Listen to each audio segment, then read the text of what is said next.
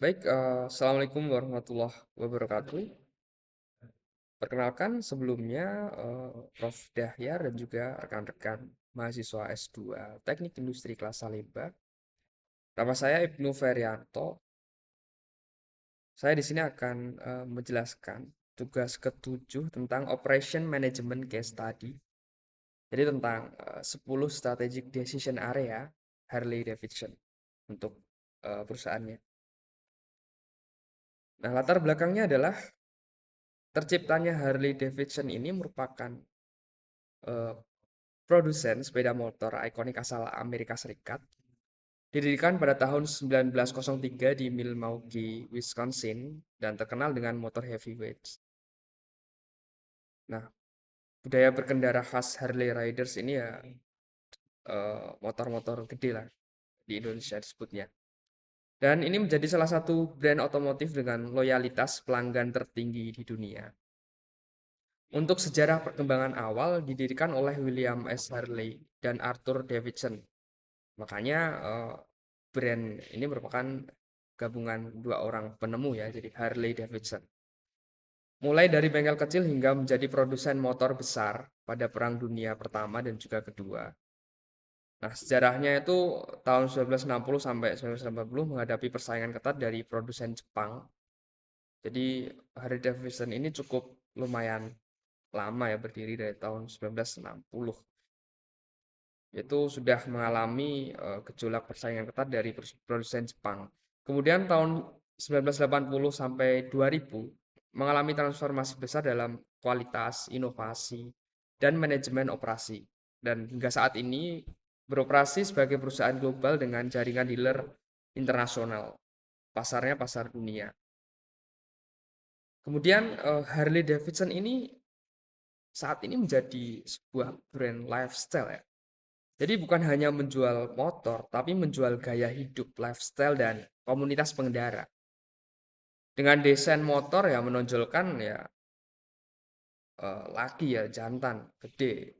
Kemudian suara knalpotnya khas disebut dengan V-twin dan bentuknya chopper klasik dengan sentuhan handcraft berkualitas tinggi sehingga motor Harley Davidson ini merupakan motor yang harganya cukup mahal begitu.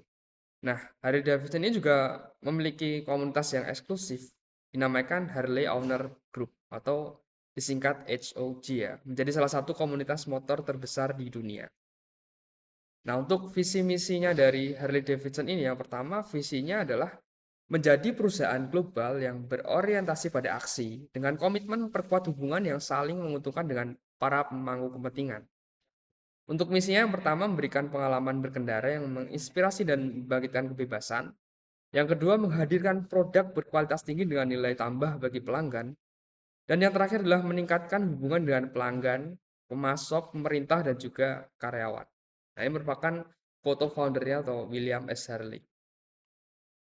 Nah, untuk eh, employee atau jumlah karyawan ya, ini saya dapatkan data dari tahun 2020 hingga 2024. Ini mengalami fluktuatif ya cukup signifikan ya.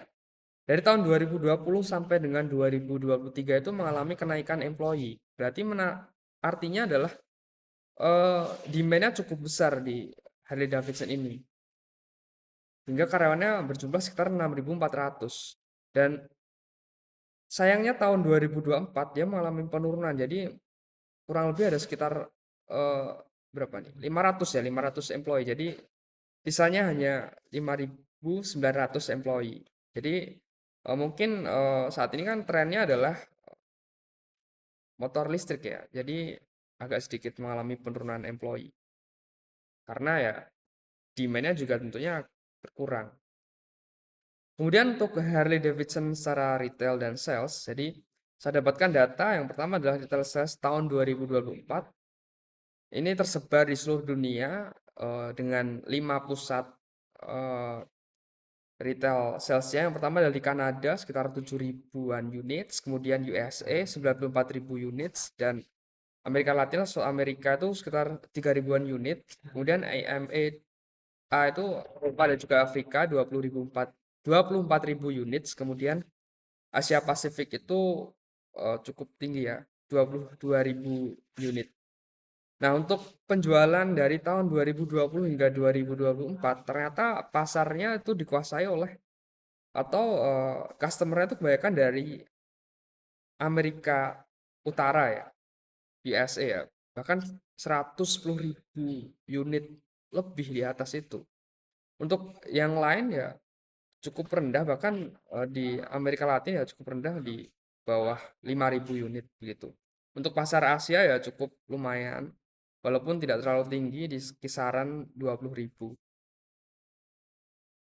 Kemudian untuk revenue, nah ini revenue ini saya dapatkan data dari tahun 2015 hingga tahun 2024 dalam satuan USD billion. Nah, ini menunjukkan bahwa tahun 2015 sampai dengan 2018 ini merupakan peak period. Jadi revenue-nya cukup stabil ya.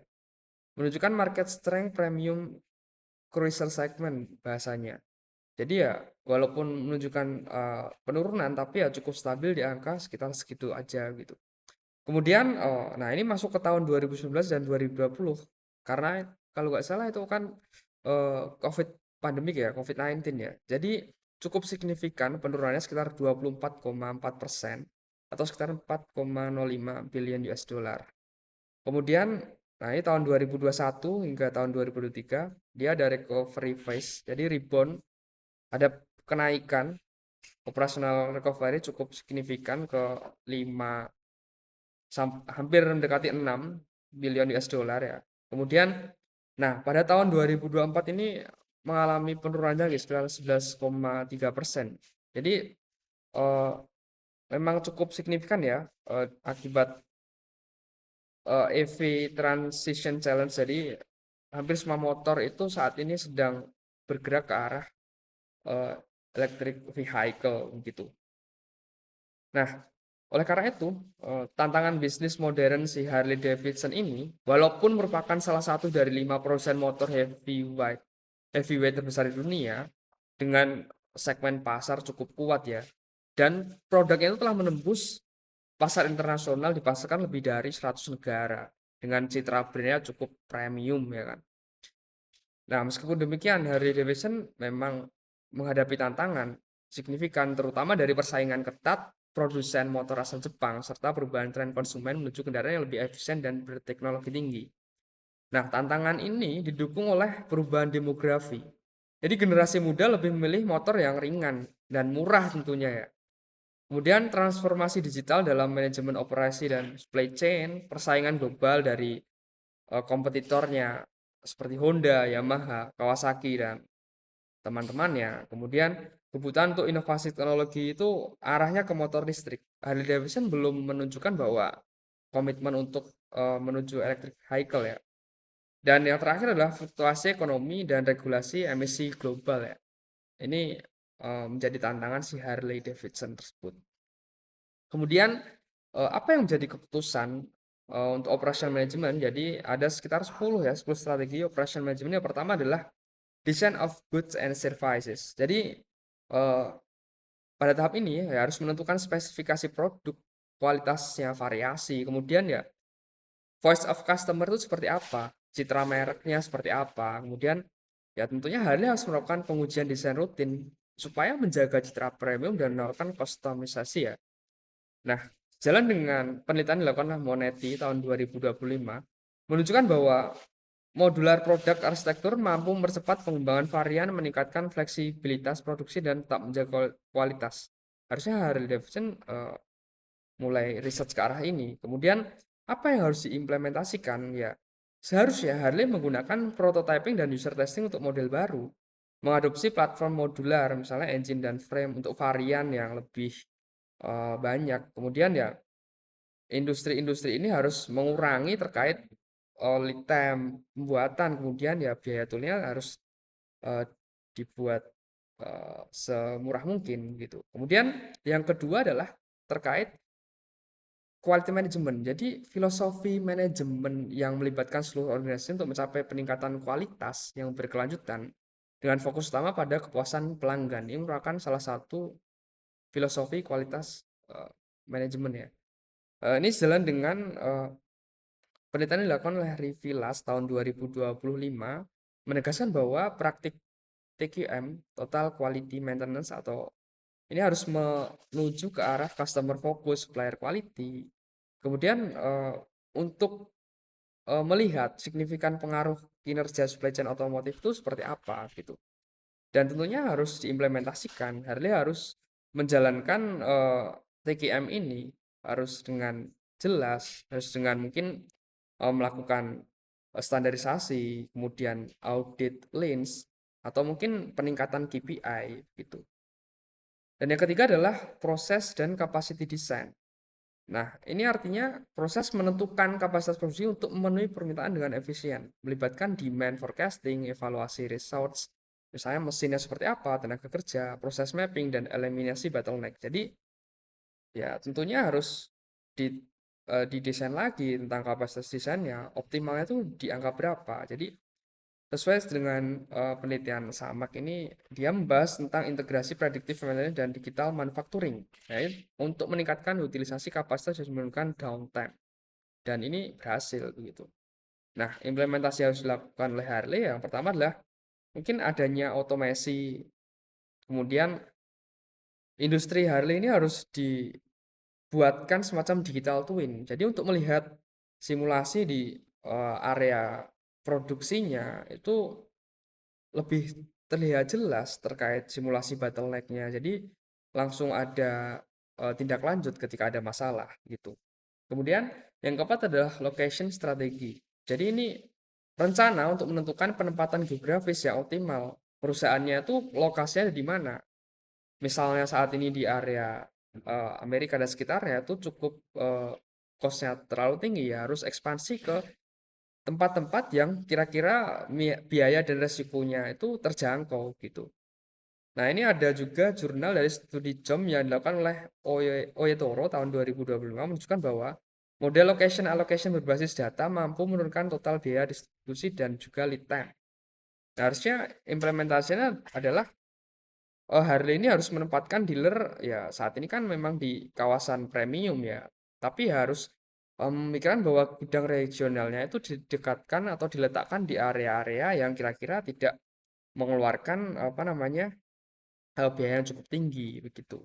Kemudian yang kelima adalah terkait layout desain. Jadi desain tata letak fasilitas ini sangat berdampak langsung pada efisiensi dan efektivitas proses produksi atau alur kerja, dan juga penelitian yang dilakukan oleh Fernandes Dias tahun 2024 menemukan bahwa fleksibilitas layout atau metrik menggunakan sel layout itu selaras dengan modular produk ya di awal ya, dan mempercepat perakitan. Jadi Harley ini harusnya ya membuat sebuah flow layout untuk sub assembly hingga finishing. Kemudian mungkin bisa dicoba value stream mappingnya seperti apa untuk mengurangi movement, dan juga work in progress-nya itu seperti apa. Mungkin eh, untuk showroom-showroom itu dibuatkan standarisasi yang lebih eye-catching, lebih nyaman, dan juga tentunya menarik customer. Itu sudah sebagai saran. Kemudian yang keenam adalah terkait human resource dan juga job design. Nah, job design ini melibatkan analisis peran dan tanggung jawab pekerjaan untuk menjelaskan dengan kebutuhan bisnis.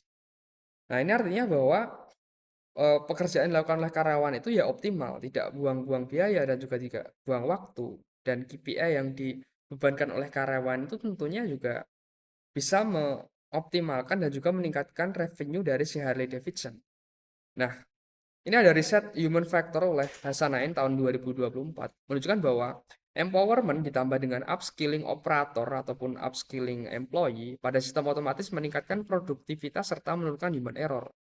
Jadi operator SC di Harley Davidson ini ya harusnya bisa dilakukan training atau malah bisa dikombinasi dengan robot seperti itu. Kemudian yang ketujuh adalah supply chain management atau SCM ya. Jadi memang sangat-sangat penting koordinasi seluruh aktivitas yang dilakukan untuk memindahkan produk dari bahan mentah hingga ke customer itu seperti apa. Jadi memang beberapa penelitian menunjukkan bahwa kolaborasi supply chain, diversifikasi pemasok, dan juga total quality maintenance itu meningkatkan resiliensi dan keberlanjutan. Sehingga implementasinya oleh Harley ini ketika dia mengoptimalkan supply chain, ya tentunya akan ada eh, nilai yang optimal antara demand dan juga supply begitu. Dan juga bisa menentukan forecasting bahwa oh pemasoknya itu butuhnya berapa, harus mengeluarkan berapa, kemudian dealer itu butuhnya berapa begitu. Yang ke-8 adalah terkait inventory management, ini hubungannya dengan di area penyimpanan ya. Jadi apakah Harley Davidson ini sudah cukup optimal ya? Jadi area penyimpanan ya harus dipastikan jumlah stok yang tepat tersedia. Jadi tidak terlalu berlebihan dan jangan sampai kekurangan karena ketika stok mengalami kekurangan, ya customer itu akan mengalami semacam ketidakpercayaan terhadap Harley begitu. Nah, ini ada penelitian juga yang dilakukan oleh Boselmi tahun 2024 menunjukkan bahwa ternyata RFID dan juga dihubungkan dengan Internet of Things itu meningkatkan visibilitas real time dan juga menurunkan stok dan mengurangi persediaan. Nah, harusnya diimplementasikan oleh si Harley Davidson. Jadi bisa menggunakan RFID atau mungkin sensor untuk monitoring stok komponen. Jadi secara global itu mampu di tracking secara aktual dan juga real time gitu. Sehingga integrasi dengan sistem order online maupun offline itu ya sama gitu. Kemudian terkait scheduling yang nomor 9 ini ya harusnya si Harley ini bisa memperkirakan terkait penetapan sumber daya, kemudian improvementnya atau hasil progresnya itu seperti apa. Jadi integrated antara scheduling dengan produksi itu ya harusnya balancing gitu. Selanjutnya yang terakhir adalah terkait maintenance. Jadi after sale atau maintenance ini cukup suatu hal yang sangat penting ya, apalagi di automotive production begitu. Jadi harusnya si Harley ini membuat sebuah pemeliharaan aset itu yang ya misalnya memberikan garansi terhadap eh, produk yang telah dijual customer itu berani menjamin selama berapa lama gitu. Itu akan meningkatkan trust customer terhadap Harley Davidson sendiri gitu. Nah, ini juga ada riset terbaru oleh Mahel dan juga Moore tahun 2025 menunjukkan bahwa predictive maintenance itu bisa dilakukan bahkan dikombinasikan dengan machine learning dan juga data streaming. Jadi ini akan sangat signifikan menurunkan downtime dan juga biaya perawatan secara signifikan. Nah, selanjutnya adalah seperti apa sih positioning kompetitor Harley? Ya, yang pertama dari Honda Jepang ya. Jadi ini Honda itu punya keunggulan ya, juga market leader juga global. Dia bahkan menjamin si mesinnya itu oke dan efisiensi bahan bakar khususnya.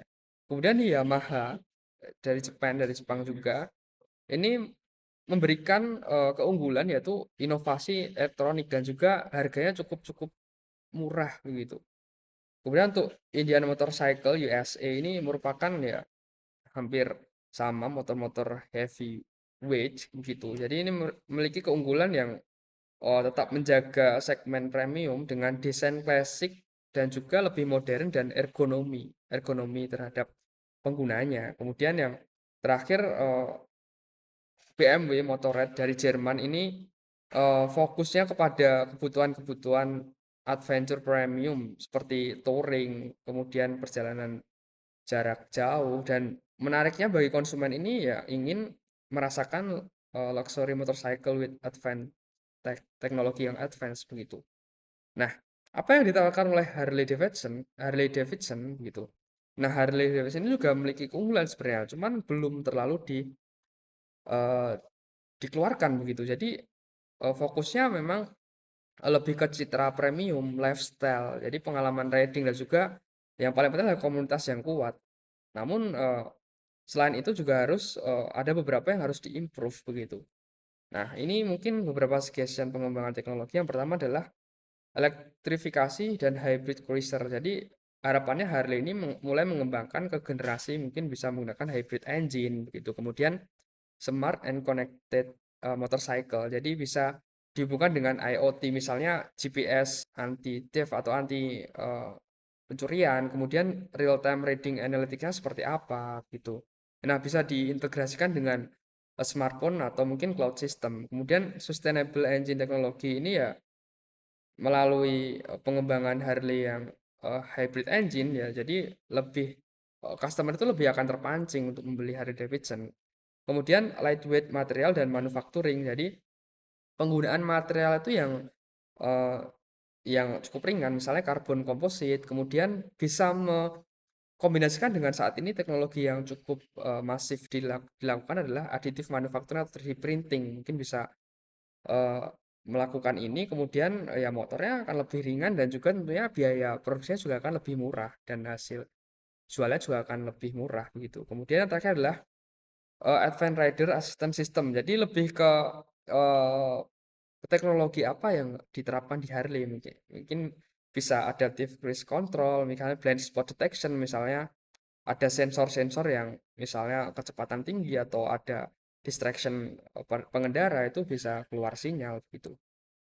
Nah, mungkin kurang lebih seperti itu yang dapat saya sampaikan. Ini beberapa daftar pustakanya dari beberapa jurnal dan juga sumber-sumber yang saya dapatkan di internet. Baik, terima kasih. Sekian, semoga pemaparan terkait sedikit tentang Harley Davidson ini dapat mencerahkan rekan-rekan dan juga dapat ditarik insight yang cukup baik supaya bisa di-compare dengan case-case yang ada di kehidupan kita. Terima kasih, saya akhiri. Wassalamualaikum warahmatullahi wabarakatuh.